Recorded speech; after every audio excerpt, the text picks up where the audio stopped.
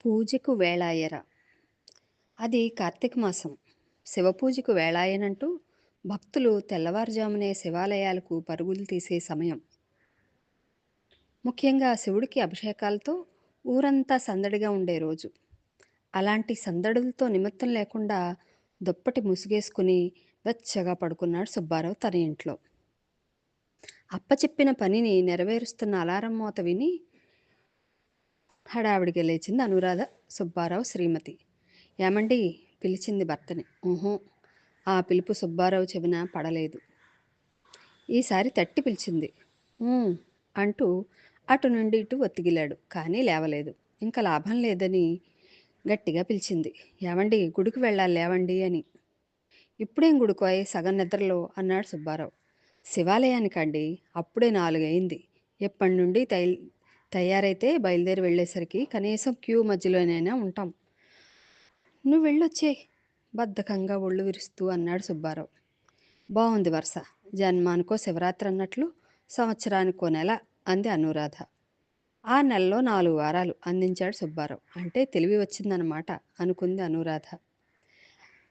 అర్ధాంగివి కదా, నీకొచ్చిన పుణ్యంలో సగం నాది కాదంటావా? బేరమాడాడు పతిదేవుడు.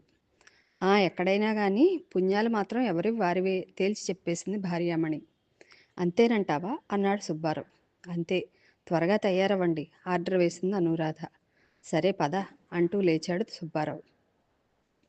దంపతులిద్దరూ బయలుదేరి గుడిలో క్యూలో నుంచున్నారు.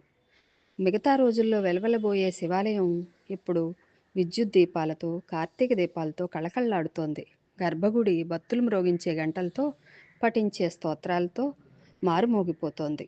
వృద్ధులు అనకపోయినా యవ్వనం దాటిన వాళ్ళంతా శివనామ జపం చేస్తున్నారు బయటకు వినిపించేలా. ఇంతలో ఒక పెద్ద మనిషి నేరుగా గర్భగుడిలోకి వెళ్ళిపోతుండడం చూసిన సుబ్బారావు అతన్ని ఆపి అక్కడున్న హోంగార్డుతో అన్నాడు. ఏంటండి ఆయన క్యూలో రాకుండా అలా లోపలికి వెళ్ళిపోతుంటే చూస్తూ ఊరుకుంటారే అని. పైగా టికెట్ కూడా తీసుకోలేదు. సుబ్బారావుకి సపోర్ట్ ఇచ్చాడు క్యూలో ఉన్న మరో ఆయన. ఆయనకి టికెట్టు క్యూనా అంటూ వేదాంతలా నవ్వాడు ఆ హోంగార్డు. థ్యాంక్ యూ అంటా పెద్ద మనిషి లోపలికి వెళ్ళిపోయాడు. ఏమండి? శివుడి దృష్టిలో అంతా సమానులే అంటారు మరి? సందేహం వెలువచ్చాడు సుబ్బారావుకి సపోర్ట్ ఇచ్చిన అతను. అవునండి, శివుడి దృష్టిలో సమానులే. కానీ వీళ్ళ దృష్టిలో మనకు ఆయనకు తేడా. అనుమానం నివృత్తి చేశాడు సుబ్బారావు. క్యూ ముందుకు జరుగుతోంది. సుబ్బారావు ముందు నిల్చున్న ఆసామి కదలలేదు. నడవండి! వెనక నుండి ఒకరు అరుస్తున్నారు. ఆయన దృష్టి ఎటో ఉండి క్యూ కదిలిన సంగతి ఆయనకు ఎలా తెలుస్తుంది చెప్పండి? ఎవరో సమర్థించారు. క్యూలోనే ఉన్నాను. బయటకు వెళ్ళి వచ్చేనని దూరిపోయేవాళ్ళు ఒకరు. వీళ్ళు మావాళ్లే అని చోటిచ్చేవాళ్ళు ఒకళ్ళు.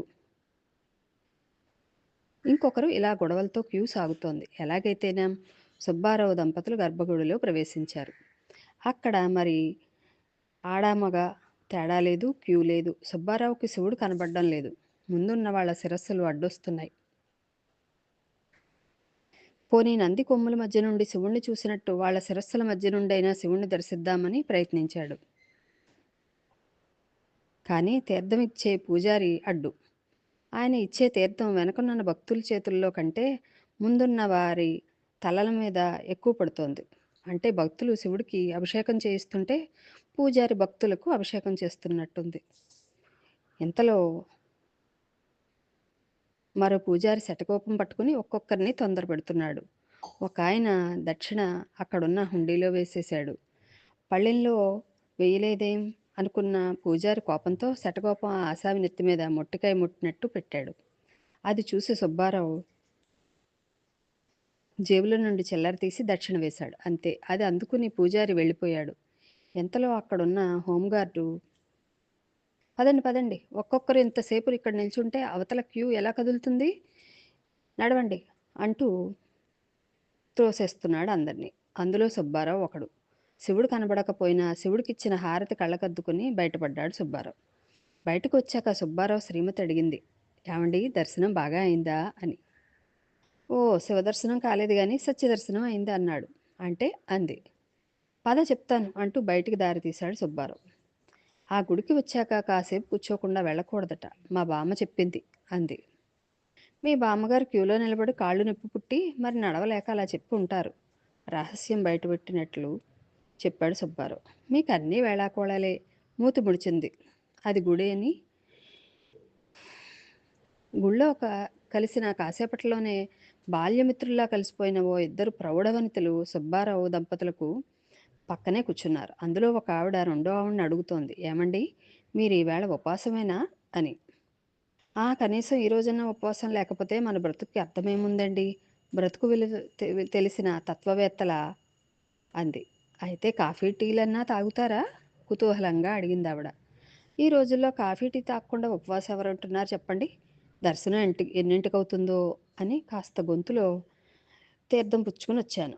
ఇప్పుడు ఈ దేవుడి ప్రసాదం ఉంది. సాయంకాలం ఎలాగో భోజనం చేసేస్తాం కదా అంది ధీమాగా.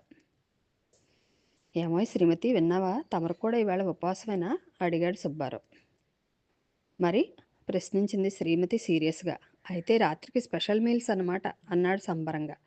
అదేంటండి అలా అంటారు అంది అనురాధ. దాన్ని ఉపవాసం అనరు నొక్కి చెప్పాడు సుబ్బారావు. మరేమంటారు అంది తెలియనట్లుగా. ఉపాహారం అంటారు అను. నేను సంగతి చెప్పనా? చెప్పండి. శివాలయంలో కార్తీక పురాణం విన్న పుణ్యమైనా దక్కుతుంది అంది. ఉపవాసం చేయడం వల్ల మన జీర్ణక్రియ చక్కబడుతుంది, ఆరోగ్యం కుదుటపడుతుంది. భగవంతుడి పేరుతో మనం చేసే ఉపవాసం భగవంతుడికి సేవ కాదు, మనకు ఆయన ప్రసాదించే ఆరోగ్యం. ఉత్తమ శ్రోతలా శ్రద్ధగా వింటోంది అనురాధ. ఉపవాసం ఉండడంలో మరో ఉద్దేశం కూడా ఉంది. ఆకలి బాధ ఎలా ఉంటుందో అనుభవపూర్వకంగా తెలుస్తుంది.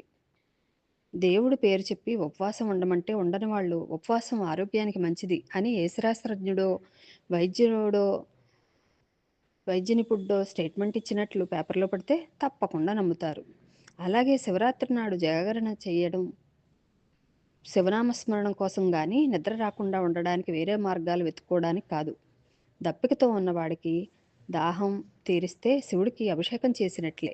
కడుపు నిండా తిండి దొరికే వాడికి కాక ఆకలితో అలమటించేవాడికి పట్టెడన్నం పెడితే శివుడికి నైవేద్యం పెట్టినట్లే. నిజంగా శివుడే ఏ రూపంలోనో వచ్చి మనం పెట్టిన నైవేద్యాన్ని తినేస్తే పెట్టేవాళ్ళు ఎంతమంది ఉంటారంటావు? సుబ్బారావు తన ధోరణిలో చెప్పుకుంటూ పోతున్నాడు. కానీ చుట్టుపక్కల వాళ్ళు వింటున్నారన్న సంగతి గమనించలేదు. భార్య చేతిలో ఉన్న ప్రసాదంలో ఓ అరటిపండును, అడుక్కునే ఓ ముసలమ్మ చేతిలోనూ, కొబ్బరి చెక్కను ఓ పిల్లాడి చేతిలోనూ పెట్టాడు. ఆ సమయంలో సుబ్బారావు అనురాధకు గీతాచార్యుల్లా కనిపించాడు. ఏమండి, మీ గీతోపదేశం అయిందా అని అడిగింది. అయింది. కానీ నువ్వు మాత్రం అర్జునుడిలా యుద్ధం ప్రారంభించకు అన్నాడు. యుద్ధానికి కాదు గాని ఇంట్లో పూజకు వేళయింది, పదండి పోదాం అంటూ లేచింది అనురాధ. సమాప్తం. పత్తి మురళీధర్ గారి కథకు నా గళం. నేను అద్దేపల్లి జ్యోతి. శివరాత్రి శుభాకాంక్షలతో. ధన్యవాదాలు.